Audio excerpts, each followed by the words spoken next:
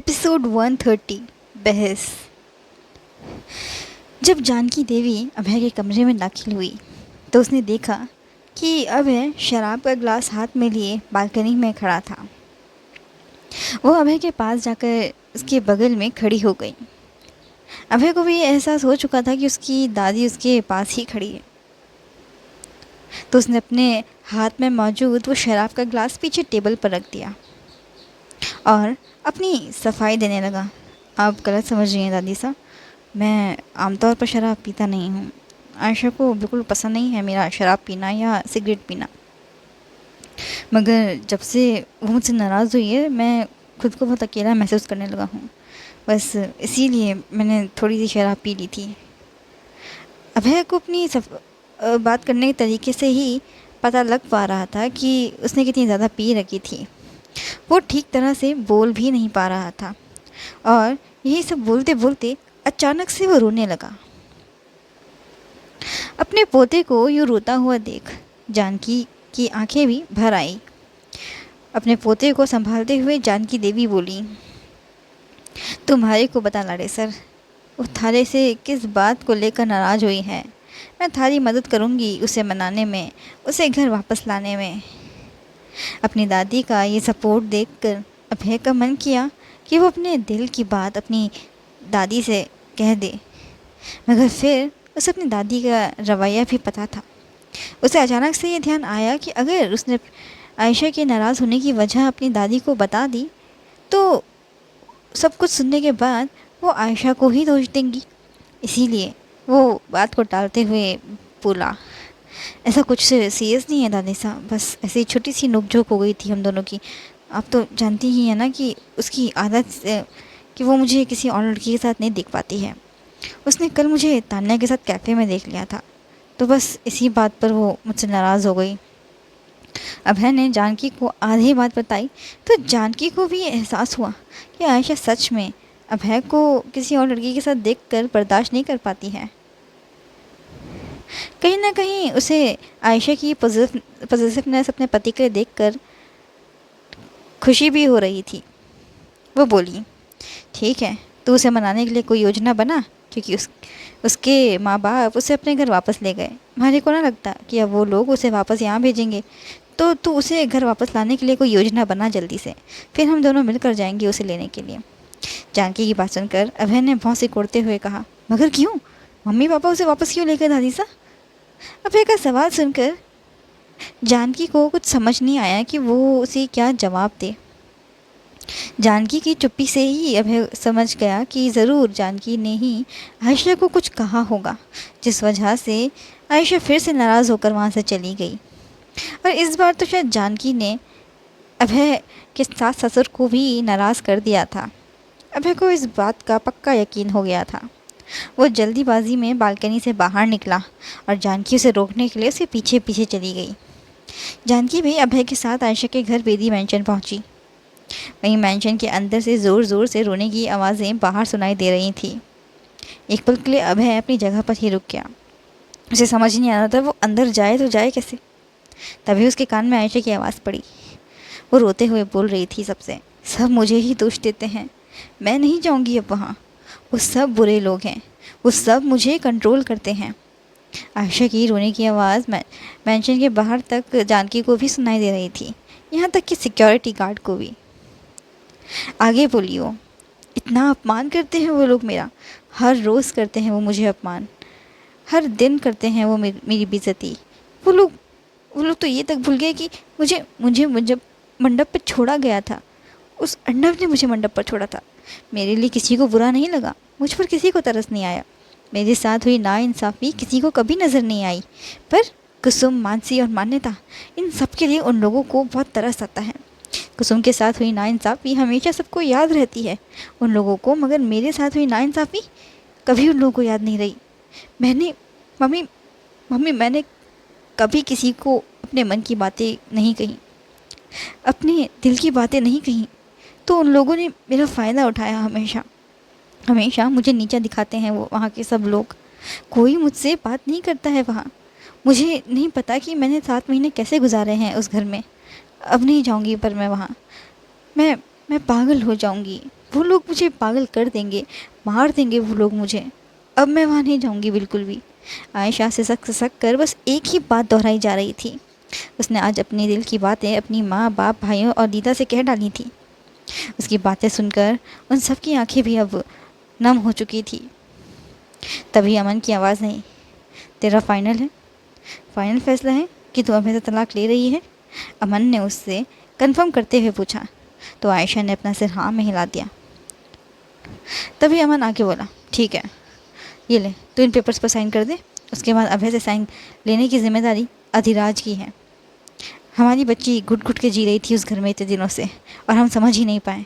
राजवीर बोला तो दीदा ने आयशा को अपने गले से लगा लिया और भावुक स्वर में बोली, मेरी बच्ची। तभी उन्हें आवाज़ सुनाई थी अभय की, ऐसे कैसे फैसला ले लिया तुमने खुद से? ये रिश्ता तुम्हारे कहने से नहीं टूटेगा। अभय की आवाज़ आई और वो लोग पीछे जब उन्होंने मुड़ के देखा कि जानकी और अभय मेंशन की दहलीज पर ही खड़े थे। अभय को देखते ही अमन ने अपना आपा खो दिया। वह स्टडी रूम में गया और पिस्तौल लेके आ गया, अभय पर तान दिए और दांत कीटते हुए बोला, मेरी बहन के आसपास भी तू मुझे अब नज़र मत आना, वरना जान से मार डालूंगा मैं तुझे, समझा तू? अमन की आंखों में अभय के लिए एक अलग ही नफरत दिखाई दे रही थी सभी को, और अभय खुद भी देख पा रहा था उसकी नज़रों में अपने लिए नफरत। तभी अभय ने उसे पलटकर जवाब दिया, तेरी बहन मेरी बीवी है अभी भी, समझा? इसीलिए बंदूक नीचे कर ले। जीजा साले का रिश्ता है हमारा, इसीलिए लिहाज कर रहा हूँ, वरना जान लेनी तो मुझे भी आती है। हाथ मेरे पास भी हैं और पिस्तौल मेरे पास भी है। अभय के टोन में भी अमन के नफरत सबको साफ साफ सुनाई दे रही थी। देखते ही देखते उन दोनों के बीच हाथापाई शुरू हो गई। अमन ने अभय के मुंह पर एक ज़ोरदार मुक्का दे मारा, तो अभय भी चुप बैठने वालों में से नहीं था। उसने भी अमन को पलट कर ज़ोरदार एक मुक्का दे मारा। दोनों के बीच हाथापाई बढ़ती ही चली गई, जो आयशा बर्दाश्त नहीं कर पाई। उसका सर घूमने लगा। अभय ने अमन के पेट पे जोर से एक लात मारी, तो वो सीधा टेबल से जाकर टकराया। इतने में आयशा बेहोश हो गई। मंजीत की नज़र अपनी बेटी पर नहीं थी, अपने बेटे पर थी इस वक्त उसकी नज़र।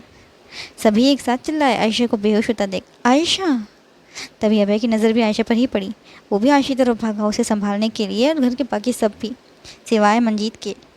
घर के बाकी सब भी लोग जब उसे संभालने लगे तो मंजीत अपने बेटे अमन को संभालने लगी। वो उसके आगे आज अपनी बेटी दिखाई नहीं दे रही थी, आज उसे सिर्फ अपना बेटा दिख रहा था। तभी अमन बोला, माँ आप नीनी को संभालो जाके, मैं ठीक हूँ। अमन दर्द से कराहता हुआ अपनी माँ से बोला, मगर मंजीत ने उसकी एक नहीं सुनी। वहीं अभय आयशा को उसके रूम में लेके गया और राजवीर ने इतनी देर में डॉक्टर को कॉल करके घर में बुला लिया। कुछ ही देर में डॉक्टर बेदी मेंशन पहुंच गए। उन्होंने बेहोश हुई आयशा का चेकअप करा और उसके बाद सभी से कहा, स्ट्रेस की वजह से ये बेहोश हो गई है, आप लोग प्लीज़ इससे ज़्यादा स्ट्रेस मत दिया कीजिए। जब आपको पता है कि आपकी बेटी ज़्यादा परेशानियों को अपने सिर पर ही बिठा लेती है। कुछ दवाइयाँ देने के बाद डॉक्टर वहाँ से चला गया। वहीं मंजीत अमन की चोट पर दवा लगा रही थी। तभी अमन बोला, माँ मैं कितनी बार कह चुका हूँ आपसे कि मैं ठीक हूँ, आप नीनी के पास जाइए, इस वक्त उसे आपकी ज़रूरत है। अमन लगातार मंजीत को समझाने में लगा हुआ था, मगर वो मानने को तैयार ही नहीं थी उसकी बात। तभी सीढ़ियों से नीचे आ रहे राजवीर आ रहा था डॉक्टर के साथ, आयशा की कंडीशन के बारे में डिस्कस करते हुए। कोई सीरियस बात तो नहीं है ना? राजवीर ने ये सवाल अब डॉक्टर से चौथी बार पूछ लिया था। तो डॉक्टर हंसते हुए बोले, ऑफ कोर्स मिस्टर बेदी, घबराने वाली कोई बात नहीं है, बस बच्ची स्ट्रेस बहुत ज़्यादा लेती है। आपको तो पता ही है ना अपनी बेटी के बारे में, आप लोग बस उसका ध्यान रखिए और कुछ नहीं। इतना जवाब देकर डॉक्टर वहाँ से चले जाए। उनके जाने के बाद मंजीत ने चिंतित स्वर में अभय राजवीर से पूछा, राजवीर पक्का कोई घबराने वाली बात तो नहीं है ना? नीनी ठीक है ना? तो राजवीर ने उसे रूड सा जवाब दिया, हाँ ठीक है वो, और फिर वो वहाँ से चला गया। वहीं कमरे में आयशा अभी भी गहरी नींद में सो रही थी। अभय और जानकी उसके पास से हिले तक नहीं थे और ना ही दीदा उसके पास से हिली थी। वो वहीं उसके सिरहाने के पास बैठी उसका माथा सहला रही थी। तभी कमरे में मंजीत और अमन भी आ गए। मंजीत जानकी से बोली, मिल गई आप लोगों को शांति, मेरी बेटी को मेंटली हैरेस करके। इस वक्त मंजीत की टोन काफ़ी ज़्यादा रूड थी जानकी के साथ। जानकी भी उसे पलट कर कुछ नहीं कह रही थी, लेकिन ना चाहते हुए भी उसे उससे बोलना पड़ा। वो हमारी बहू है, बहू को लेके जाऊंगी मैं यहाँ से अपने साथ। जानकी ने मंजीत से बस इतना ही कहा और फिर वो अपनी जगह पे शांत बैठ गई। वहीं उन दोनों की बहस को देखकर दीदा कमरे से बाहर चली गई नीचे स्टडी रूम में। तो उन्होंने देखा कि उनका बेटा राजवीर चिंता में डूबा हुआ था। वो अपने बेटे के पास गई और उसे परेशानी में देख उससे बोली, की गल है पुत्र, इतना परेशान क्यों है तू आज?